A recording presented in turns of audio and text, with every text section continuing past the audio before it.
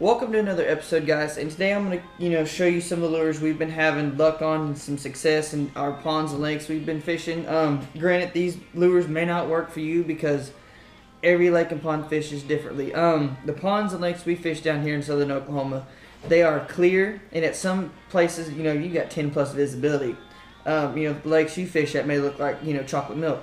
But starting on the left here, the deep water fish we've been catching have all came off, all these lures. But to start off, we got a 6XD and green gizzard shad. What I like about this bait is it has that shad pattern, so it obviously looks like a shad, but that green color on top, to me, if the bass don't get a real good look at it, it just kind of goes by, it kind of resembles that bluegill color, and I think they just absolutely kill it. Also, have had luck on the sexy shad look too.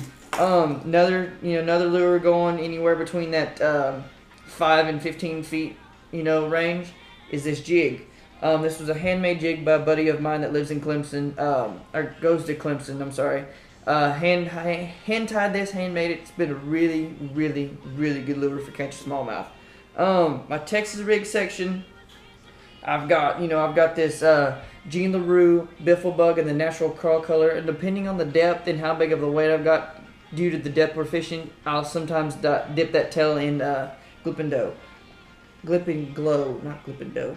Now that the best lure we've had luck, this has been catching everything, is the Zoom Baby Brush Hog in watermelon seed. This is just a killer bait this year.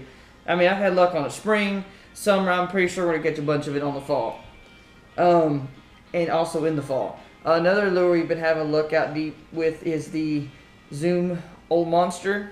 It has been a really good in, I believe that's the red bug color. I'm not 100% sure, but we've been having a lot of luck on that.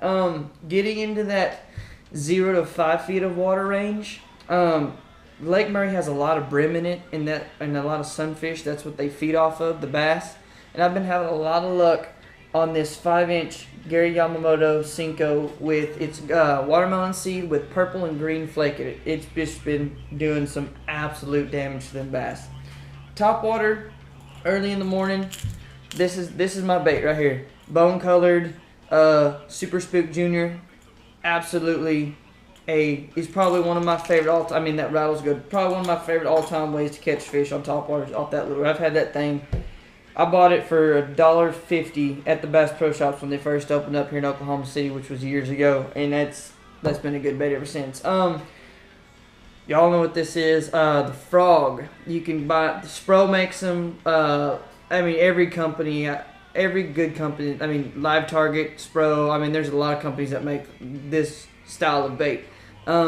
This is my go-to for ponds. Some ponds, depending on if I fished them before and I know that this is all they hit, this is all I'll take. That's it.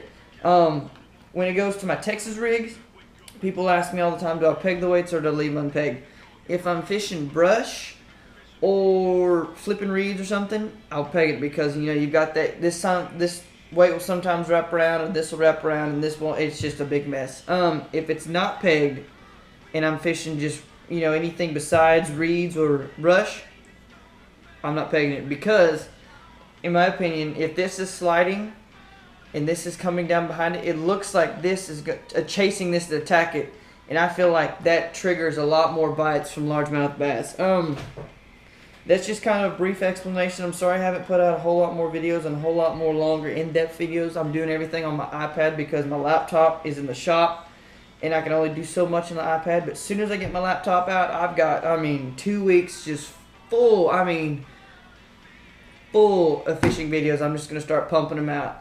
I've also got a lot of tube wipeouts too, so stay tuned for those. And if you have any questions, comment below and I'll answer them back. I'm sorry, this wasn't very long and very, I just wanted to give you kind of just a brief summary of how we've been catching them. If you feel like you've learned something or you enjoy watching these videos, hit that like and subscribe, tell all your friends, and stay tuned, and tight lines, Bishop out.